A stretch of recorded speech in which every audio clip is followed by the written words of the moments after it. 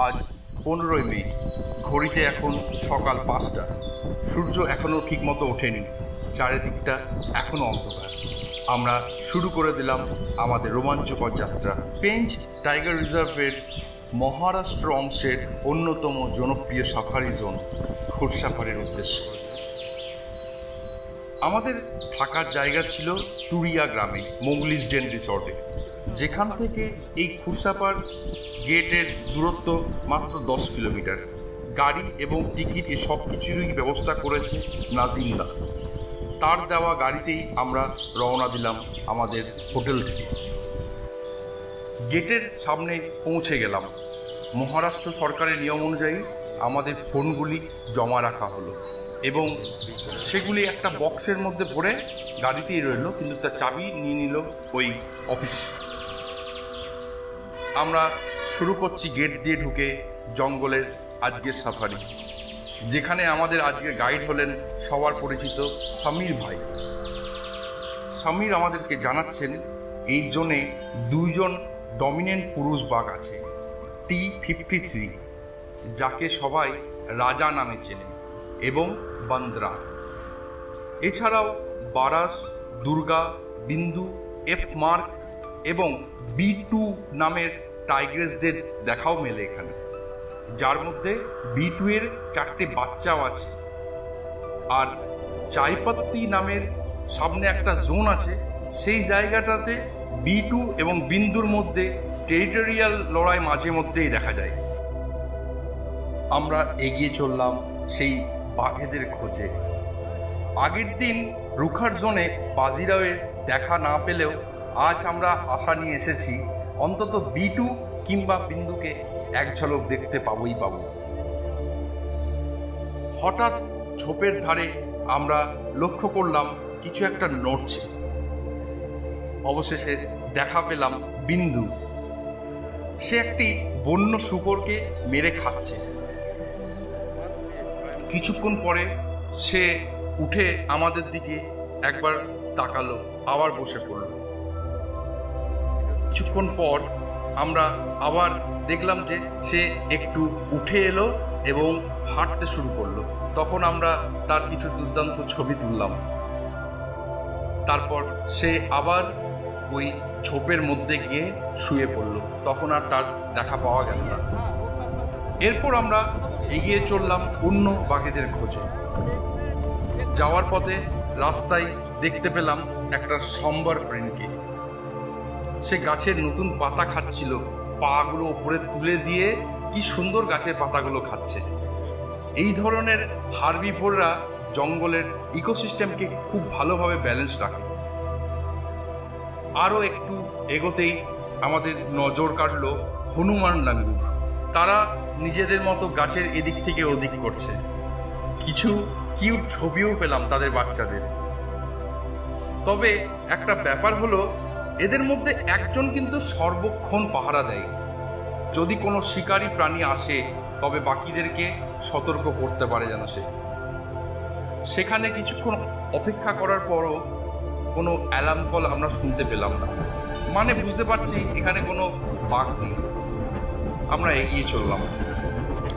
Guide Samir হঠাৎ গাড়ি থামালেন। আমরা ভাবছি যে কি হলো, কোথাও তো কোনো প্রাণী পশু দেখতে পাচ্ছি না।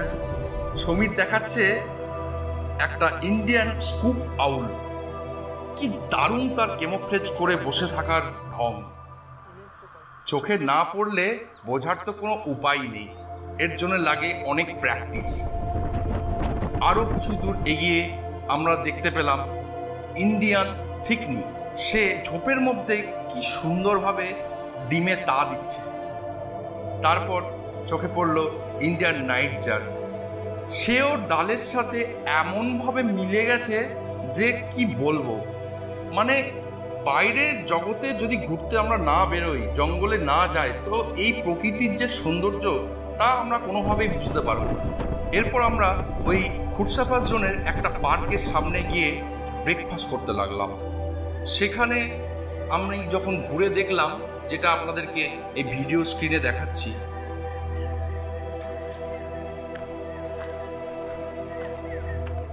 জায়গাটা খুব সুন্দর করেছে।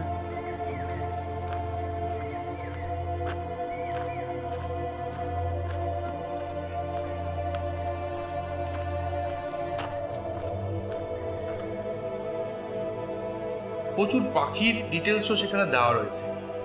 তো আমাদের মনে হচ্ছে যে কেন আমরা শুধুমাত্র বাঘের পেছনেই দৌড়ব, বাঘ খুঁজতে খুঁজতে যদি অন্যান্য পাখি যেগুলোকে আমরা আগে কোনোদিন দেখিনি সেগুলো যদি দেখতে পাই তাহলে কেমন হয়।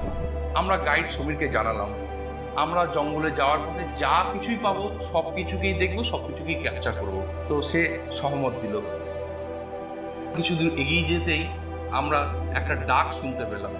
ডাকটা শুনেই বুঝতে পারলাম যে এটা ইন্ডিয়ান পিটটার ডাক। ইন্ডিয়ান পিটটা একটা খুব সুন্দর পাখি যার দেহে 9টা কালার আছে। এরপর কিছু দূর যাওয়ার পর হঠাৎ একটা পাখিকে দেখলাম উড়ে যেতে, এই ডাল থেকে অন্য এক গাছের ডালে। গাড়ি থামালাম, দেখলাম হোয়াইট আই বাজার, যাকে আমরা আগে কখনো দেখিনি। কি একটি শিকারি পাখি। কিছু দূর যেতেই আবার চোখে পড়ল এক বিস্ময়, ব্রাউন ফিশ আউল। এত কাছ থেকে তাকে দেখতে পাবো কোনোদিন ভাবতে পারিনি। এটা আমরা প্রথমবার দেখছি। কি বড় সাইজের এই প্যাঁচা। আমি এই সমস্ত বিভিন্ন পশুর ছবি আমার ফেসবুক পেজ অতীন চ্যাটার্জিতে এবং আমার Instagram page Atin the wild সিঙ্গারে কিন্তু সবসময় পোস্ট করে থাকি।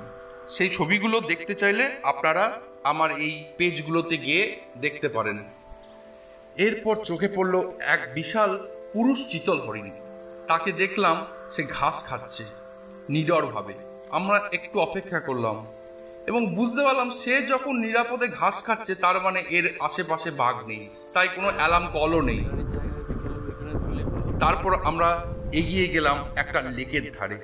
সে বিশাল আকৃতির লেক, খুব ভালো লাগছিল জায়গাটা। প্রথমবার দেখলাম গ্রে হেডেড ফিশ ইগল শিকার খুঁজছে এবং তারপরে লক্ষ্য করলাম রিভার টার্ন পাখিটাকে, যেটা আমি মংলাজড়িতে দেখেছি।